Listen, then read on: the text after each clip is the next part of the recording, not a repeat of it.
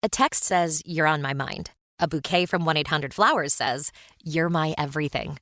Heartfelt moments belong in the real world, not just your phone. For 50 years, 1-800-Flowers has helped millions of people make memories that'll last a lifetime with gifts they'll cherish forever. Their expertly curated arrangements and gift baskets ship nationwide with a 100% satisfaction guarantee. Don't wait for the next big moment. Make it when you visit 1-800-Flowers.com/podcast. That's 1-800-Flowers.com/podcast. This is Peter. And this is Tom. And you're listening to History Teachers Talking Podcasts.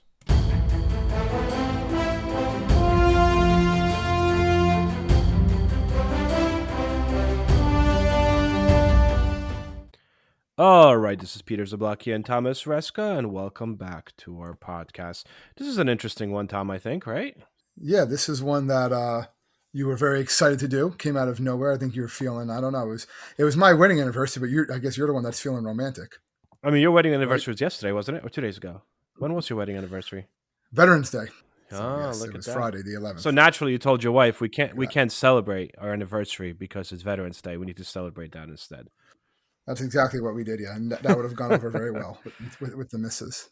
What we're talking about today is the courtships that presidents did. Basically, being a president, and since all the presidents have been male so far, right? You would think they're the most powerful men in the world, things of that nature, but yet they still have to go through quite a bit in order to win the hearts of the women that they want to marry. So that's what we're going to be looking at a little bit today, just how some of the presidents met their wives, not everyone, how they met their wives in the courtship, and you can see how it kind of evolved over the years too, because it was very different. The ones obviously from the 1780s and the 1980s were very different, how they would meet each other and how they would court one another, more or less. Just kind of look at this again, as you mentioned, we're not going to talk about all of them. We're going to try to look at some of the more interesting ones. Not to say the other ones are not interesting, but getting a few things out of the way. All presidents but one, and that's James Buchanan, although he's on here trying to court someone. He's on here. There's a reason, yes. We'll talk about that one. Yes, we'll talk about that. But James Buchanan is the only president of the United States to never marry. Besides that, every other president was married. Some of them, actually, their wives passed away before these guys became president. So that's also an interesting thing. The longest marriage, Jimmy and Rosalind Carter, because Jimmy is still alive. People tend to forget that, but Jimmy is still there, have been married for 75 years. They're coming up on their 76th anniversary.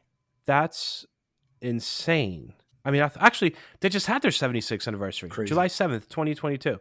I think that's intense. So, I'm going to start there, even though we're going to go backwards and talk about Washington's and all that stuff. I figure since these guys have been together for the longest, by far, of all the presidents, let's celebrate them first. So, Jimmy met Rosalind when he was 3 years old and she was a newborn. As weird as that sounds, they were neighbors and their parents were really, really good friends.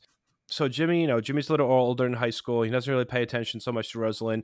And then he winds up joins the Navy, right? So he joins the Navy, and then he comes back from the Navy after his first deployment. And at this point, Rosalind's older and she's a freshman in college, and he sees her and he's like, whoa, okay, where have you been my whole life? Asks her for a date. She's kind of like, all right, fine. So they go on a date. He's 20, she's 17, and she's technically just, first year of college. They go to the movies, and they actually don't remember what movie they saw, but apparently love was love at first sight, at least for Jimmy. And he basically asked her right away, and this comes up a lot. He's just like, I want to marry you. And I don't know if you noticed this, but looking at these stories, a lot of these guys were like, hey, let's get married. It doesn't really work that way today. But, so they did have their first kiss.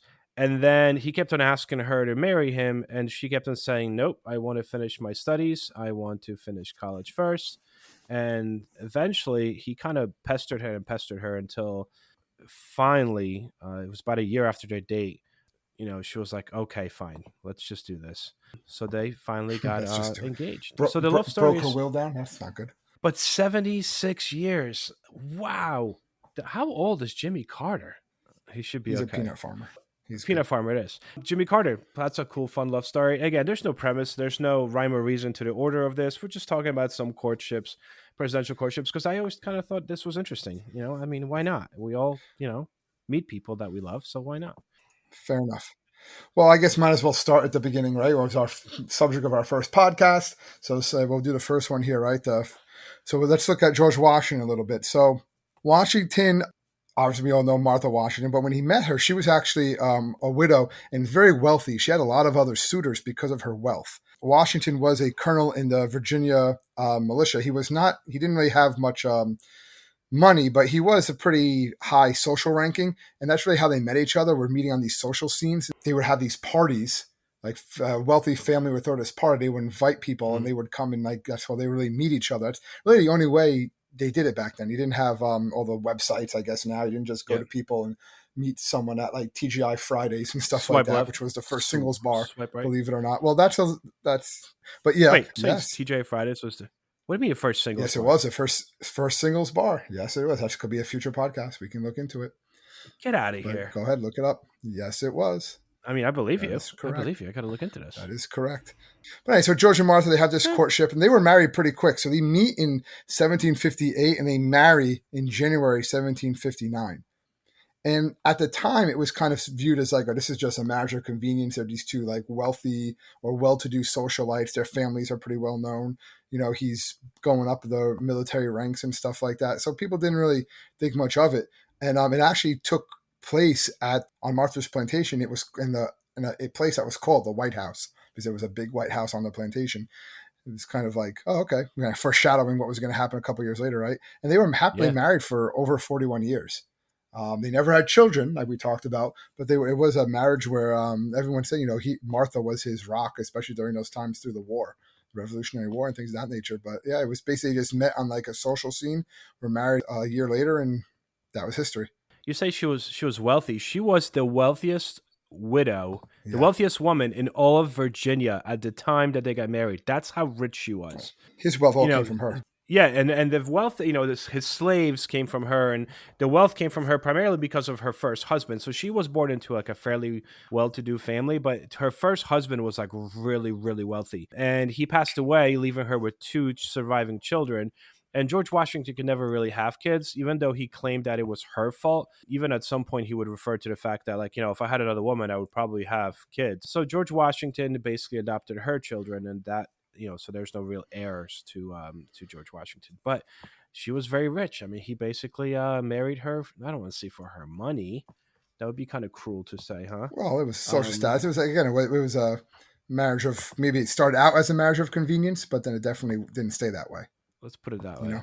Let's talk about some other ones. I mean, we have, instead of Abigail Adams, I actually found a story of their son's courtship very interesting. So John Quincy Adams basically met his wife, Louisa Johnson, right, in her house in France. And the reason why he was in France is because Adams was about 12 years old and he was traveling with his father, right? So John Adams was a diplomat. He was on a diplomatic mission in Europe. And while that's happening, Adams is 12 and he meets his future wife, who's 4 years old at the time.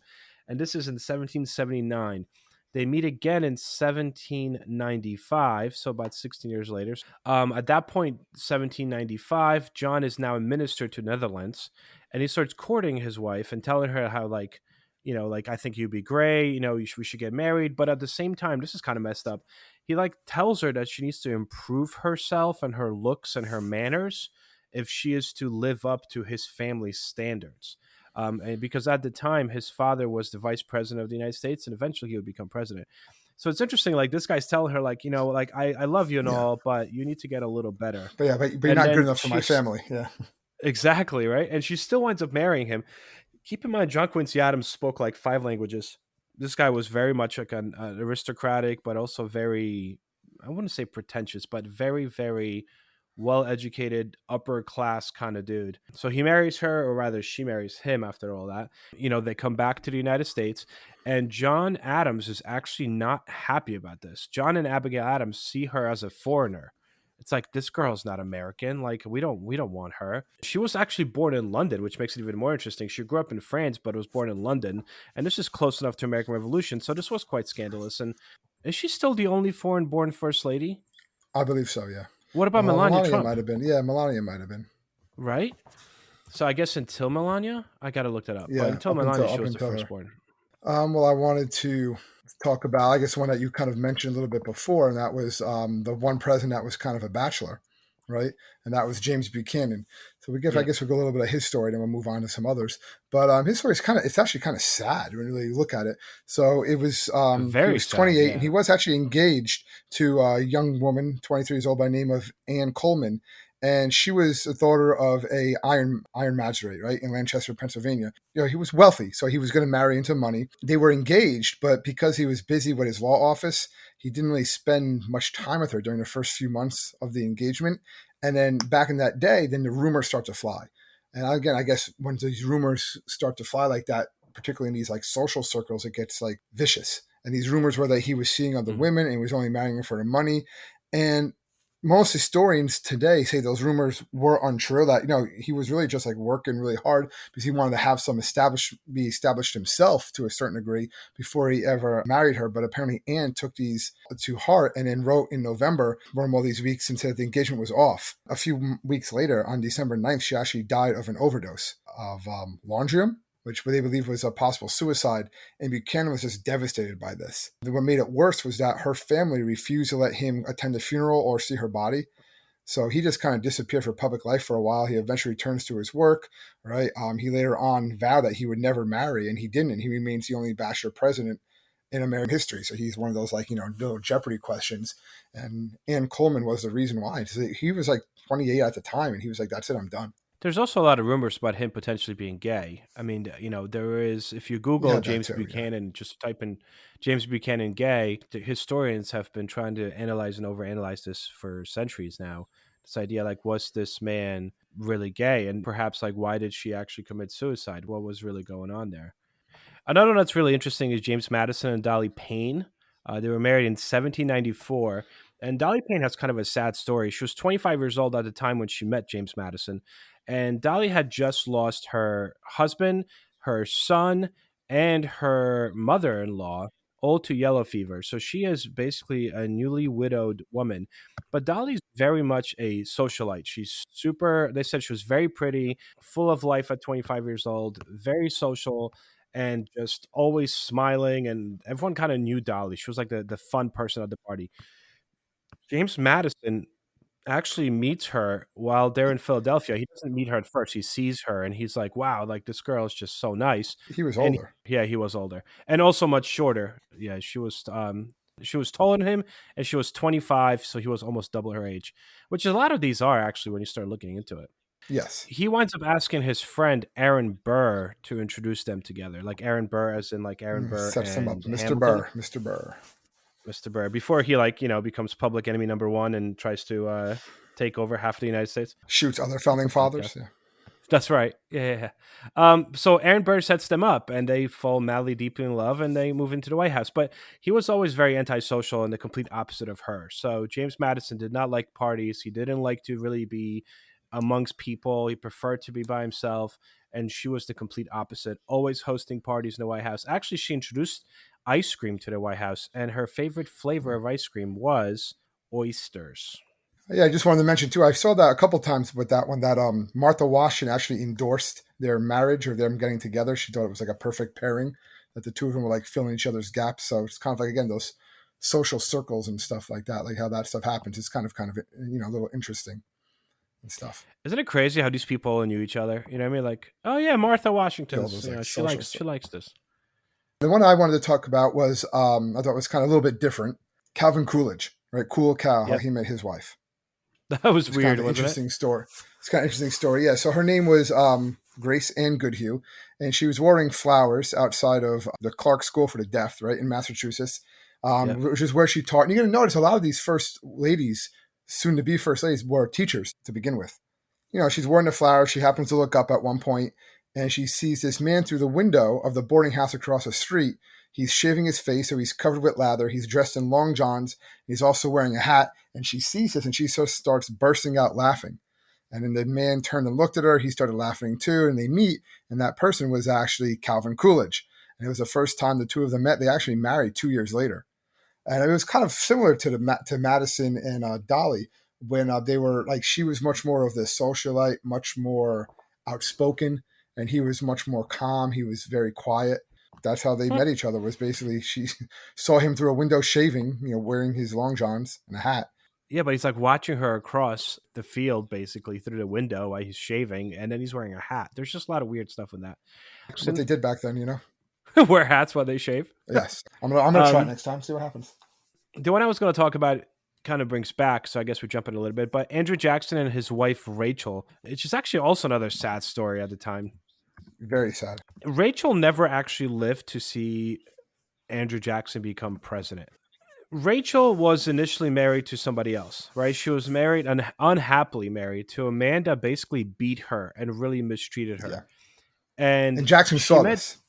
Yes. So she met Jackson because he rented a room when he was younger. He rented a room at one of Rachel's mother's properties, and he basically witnessed this guy beating Rachel. So he winds up like standing up for her. Apparently his whole life, he just like couldn't deal with women being mistreated. And again, he's a very controversial figure, especially this day and age. But him and Rachel, he kind of takes Rachel away from this bad guy. They fall in love. What supposedly happens is that Rachel's first husband, Lewis Roberts, I think, files for divorce. And the assumption is that they're divorced at that point. So these two, Jackson and Rachel, elope, basically, and get married. And then years later, it's revealed that the husband, Lewis, filed the divorce papers somehow wrongly, I guess. Technically, Rachel's marriage was never ended. So Jackson's rivals seize upon this story in 1828 when he's running for election. And they basically called her an adulteress and all kinds of stuff. And she gets severely depressed, which then eventually leads to her being bedridden. When she's bedridden, her health continues to decline. And then eventually she winds up, from all the stress, getting a heart attack. She never sees him be president, but he is elected because she dies about a month after the election. And he basically believes that this was caused by his political enemies. Yeah. Right? Well, he also blamed all of them he blamed everybody for that. So he was definitely, he wanted to get back at those people, and he did, but he thought she would wake up here. So what he was hoping after she died, he made sure that she was dressed in a nice gown and that all the blankets were warm just in case she was cold when she woke up. So he was distraught. Yeah, isn't that crazy? For sure. They buried her on Christmas Eve, and she was dressed in a white gown and shoes that she specifically picked out to wear at the inaugural ball. Like, she never got to it, but like, that's kind of creepy. I thought it was creepy. It's grief. True that. I'm going to skip forward a little bit, but Harry and Bess Truman. So they had this, like, obviously, like a very deep connection. And it was one you saw with some of the other ones too, is that they actually knew each other when they were very, very young. They went to Sunday school together. Mm-hmm. And like he even children. says when he saw her curly, he saw her curly hair. That was it. He was done. He was done with her. She had the golden curls and the most beautiful blue eyes. And they went to Sunday school together. They went to fifth grade through high school together. They graduated in the same class, and they pretty much stayed together pretty much the whole time. These are like high school sweethearts. His children later, right? Like, I don't think my father ever even looked at another woman in his life other than my mother. You go forwards, I go backwards. All right, so I go backwards to Eliza Johnson and her husband, Andrew Johnson. So Andrew Johnson is the first president to ever be impeached, following Abe Lincoln. I probably should give you Abe Lincoln too, but we'll get to him. Eliza and Andrew Johnson met up as teenagers in Greenville, Tennessee. She recounted a popular story at their first meetup that she was basically chatting up some friends outside of school one day when she spotted this newcomer, Andrew Johnson, rolling into town for the first time. She was 16 and still in school. He was 18. And they struck up this courtship very shortly thereafter, after meeting outside of school. He never went to the school he never even knew how to read or write. And this is an interesting story. They actually started becoming closer because he asked her to teach him how to read and write. And Eliza started basically teach him. And she started teaching him, and they fell in love and married shortly thereafter. But it's interesting how this is a guy that becomes the president of the United States, and he didn't know how to read or write until he was like 18 years old. And if it wasn't for Eliza, he would not have known how to do that, which I thought was kind of interesting. And then, kind of staying in the old times, if you look at Ulysses S. Grant, he meets his wife, Julia, through her brother. So Ulysses S. Grant, future president of the United States, meets Julia because of his West Point roommate. So she's actually his roommate's sister. So he winds up staying at the roommate's house at one break, and he meets the sister, and he's like, whoa, like, I like this girl. And he asks the brother if it's okay if he courts the sister. And then the brother's like, good luck, because she's never usually interested. And the two kind of really hit it off. Their main two things that they really like together, and agree upon is poetry. They kept on reading poetry to one another, and they both had a fondness for horses. As they're like kind of talking and he's courting her, she had this yellow canary that apparently died, and Grant built her a small yellow coffin for her pet canary, and like she thought it was like the sweetest thing. Again, a little weird, but okay. Yeah, chocolates, flowers, and coffins. Why not? That's what's up, right? And then he winds up basically going to the Mexican-American War before they're able to finish the courtship. So for 4 years, more or less, they correspond back and forth through letters, like passionate love letters. And he's just like, please wait for me, please wait for me. This takes years. Obviously, it works out. Even though he was in Mexico, he would like find like a wildflower in the banks of the Rio Grande and send it over to her. It was kind of a cute love story. And once he got back, they basically said, let's do this, and they got married. But yeah, the one thing that stood in the way, though, which is interesting, because Grant's family was very abolitionist, and actually they refused to eventually attend the ceremony. Yeah, because Julia's family owned slaves. So not she didn't, but her family did. So there was a lot of discrepancy between the two families, which I thought was kind of interesting for the time. One other thing about Grant. His wife actually had a lazy eye. Very subconscious about it. And he was becoming so famous. Yep. And he was like, you look beautiful. Stay. Well, since I'm skipping forward, you're going backwards. Let's look. I thought one that was also very interesting. You're going to see a lot of these presidents. You have to be a confident guy, and this president definitely was. And you hear how he courted his wife. It was the same thing, and that was Lyndon B. Johnson and Lady Bird Johnson. That was crazy. So basically, he spots her right on a trip to Texas, and he goes up to her and says, I'd like to meet you for breakfast the next day. She says yes, even though she later says, like, I was going to skip. I wasn't even going to go. But when she was out that morning anyway, she kind of just ran into him like somewhere else. She's like, oh man, you're the guy who was about to ghost basically for breakfast. But now you see me, so I guess I'm stuck with going. So breakfast turned into a day of driving. He proposes that day. That day he proposes to her. They take a trip the next day. He takes her to meet her parents. And all this kind of takes, her name is Taylor by surprise. But, Johnson was just confident about his start, and she eventually says yes. And you can notice that happens a lot of times. I think we forgot to mention that some of the other times is that they asked this person to marry them several times before they say yes. Like, it was actually commonplace in like the 1700s, 1800s. Women would never say yes on the first marriage proposal. There was several marriage proposals you had to do. So I guess, that was still kind of somewhat happening. But I guess you meet someone and ask them to marry on the very first date is a bit much. But they were married in 1934, and they stayed married, obviously, through the years. But he just knew it. He was like, yep, we're getting married. And then she was actually at first going to like skip the date altogether. I thought that was kind of interesting. So the next one I have, going backwards, would be Teddy Roosevelt and Edith Roosevelt. And these two actually grew up together. This is kind of a cool story. Basically, they both grow up very wealthy, Edith and Teddy. And they wind up, they grew up in New York City, and they shared tutors, they swapped books, they played together, very close, elitist, wealthy families. Edith was actually really good friends with Teddy's sister, Corinne. And what happens is as they get older, they drift apart. And then Roosevelt winds up going to Harvard, and he winds up marrying Alice Hathaway Lee, who was a young, beautiful woman. And then Alice, after giving birth to the couple's daughter, also Alice, winds up dying the same day that Roosevelt lost his mother. Talk about a bad day, huh? Yeah. So tragedy, to say, that broke his heart. And then while that happens, he basically, as a grieving widower, starts, to turn to his old childhood friend for comfort, Edith. And they start slowly developing feelings for one another, even though, again, childhood friends kind of didn't think of it themselves that way. Until newspapers wind up breaking the news of the fact that they got secretly engaged.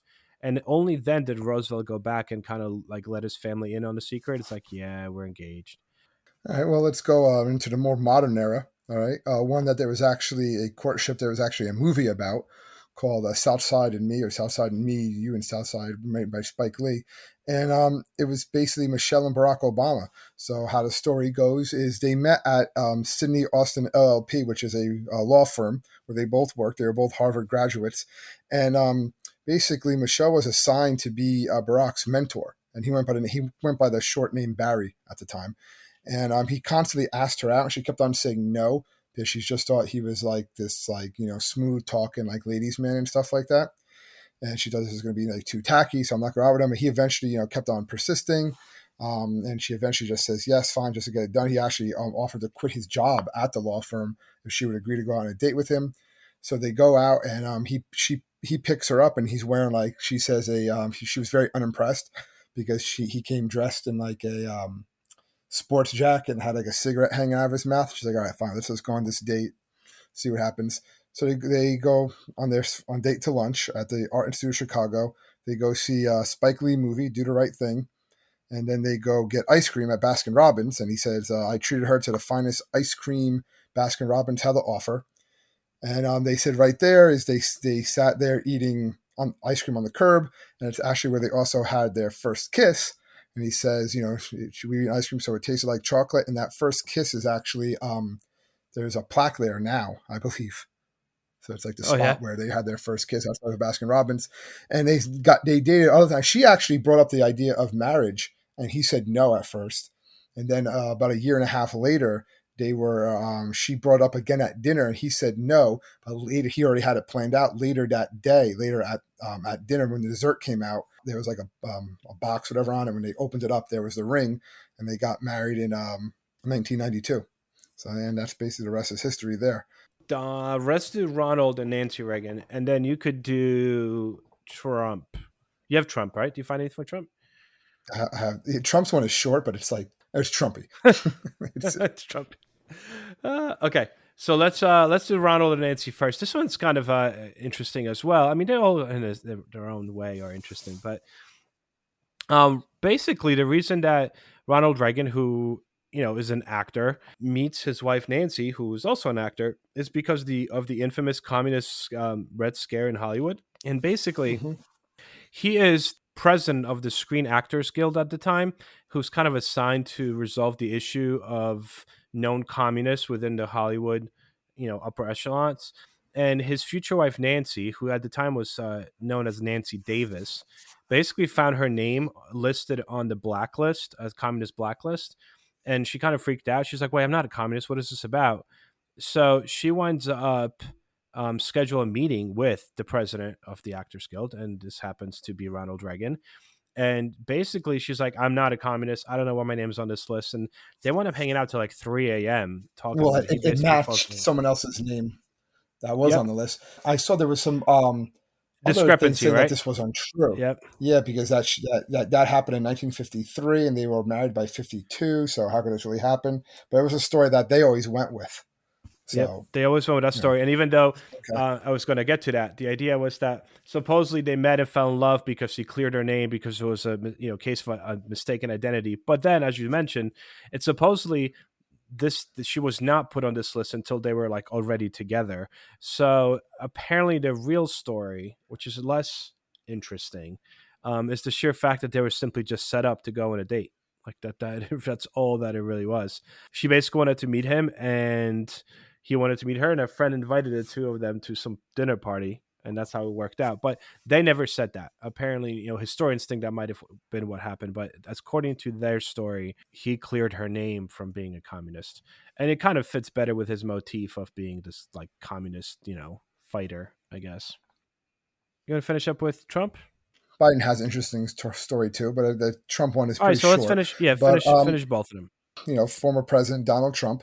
What basically happened with him was that he was 28 and Melania was he was 52, right? And Melania was 28. He was actually still married to his second wife Mara Maples at the time, but they were separated.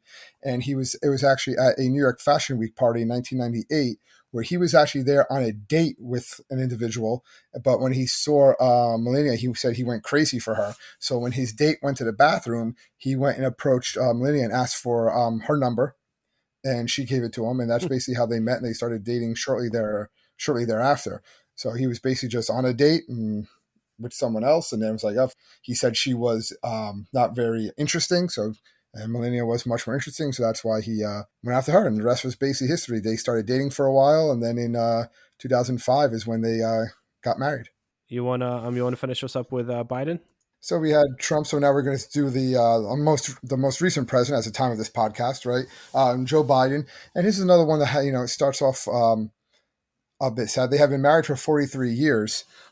He lost his first wife and baby daughter in a car crash in 1972, and then he devoted himself to being basically a father to his two young sons. And he first encountered Jill 3 years later through a blind date set by his brother. His brother kept on trying to set him up on all these dates, apparently. He's talking about he was never interested. Finally, he said, fine. And they started seeing each other in 1975. They didn't marry until 77, but he actually proposed to her 5 separate times. She was always like wary of making any promises that she couldn't keep to like her, really the son. So she really talked about, she just saw that he was so dedicated to his boys that she loved them also, that she just didn't want to like do anything that could possibly like upset them in any way. She didn't want to upset the boys in any way. So that's why she was always kind of wary about ever getting married to him. But eventually, obviously they do. And they've been together for 43 years since then. So you see a lot of these presidents were married before. There was a lot of like heartbreak and like in their lives beforehand. And then a lot of them also, they struck out quite a bit in those first few proposals. A lot of these presidents propose several times before they eventually say yes. Yeah, today, like, hey, would you like to marry me? No. Oh, I guess that's it then. Okay. Like, no, yeah, these guys never gave up. I didn't end. I mean, if I asked my wife to marry me and she said no, I would have been like, all right, well, I guess the rest of today is going to be awkward and I'll see you around. But I guess that's not how There'll be no tomorrow. Anyway, so that was an interesting topic, but I think it was a fun one. It's something a little different. So as always, thank you everyone for joining us to listen to our podcast. Again, an unconventional one nonetheless, but I think it was fun. So with that in mind, if anyone needs to contact us, please feel free to do so. You could find us at www.historyteacherstalkingpodcast.com. We're always there to answer any of your questions. Thank you so much, guys, for tuning in, and we'll talk to you guys next week. Stay safe, everybody.